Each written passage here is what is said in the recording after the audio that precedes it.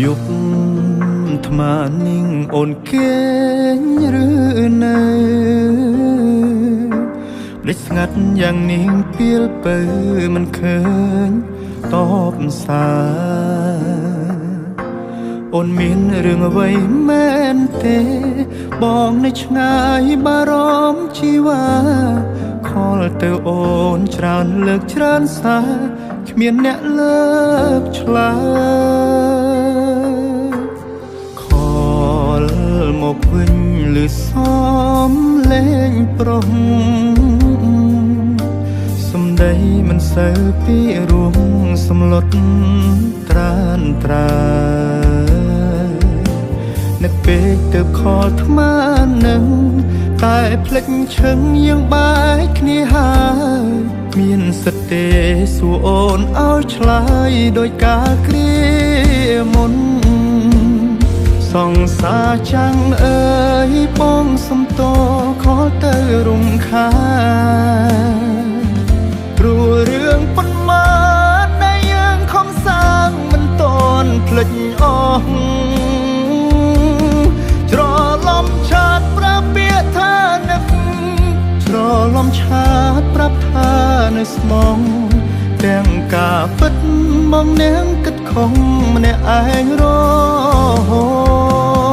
តសង្សារចាំងអើយប្រាប់នាងថ្មីអូនថាបងសុំទុំកុំហងលើកនេះបងតែជ្រុលជ្រងទៅលើជីវ៉ាបងសារភាពថាបងស្រវឹងក៏សារភាពថាបងញ៉ាំស្រាតែពេលនេះចង់ប្រាប់អូនថាបងនឹកអូនណាស់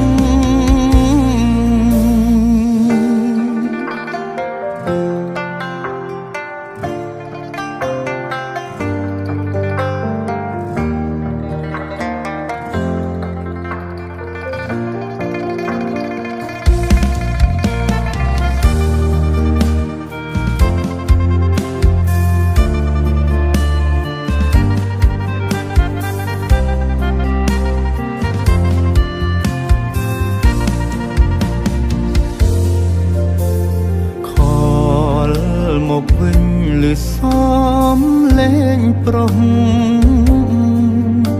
សំដីមិនសូវពីរួមសំឡុតត្រានត្រានឹកពេកទៅខលថ្មនឹង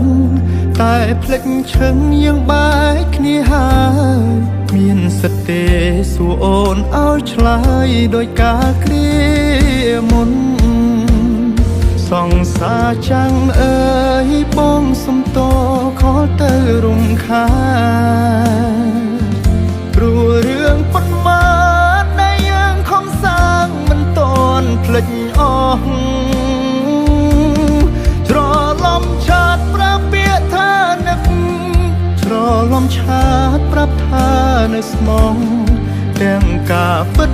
មកនាងគិតខំម្នាក់ឯងរហូតសង្សារចាំងអើយប្រាប់នាងថ្មីអូនថាបងសុំទុំកុំហងលើកនេះបងតែជ្រុលជ្រងទៅលើជីវ៉ាបងសារភាពថាបងស្រវឹងក៏សារភាពថាបងញ៉ាំស្រាតែពេលនេះចង់ប្រាប់អូនថាបងនឹកអូនណាស់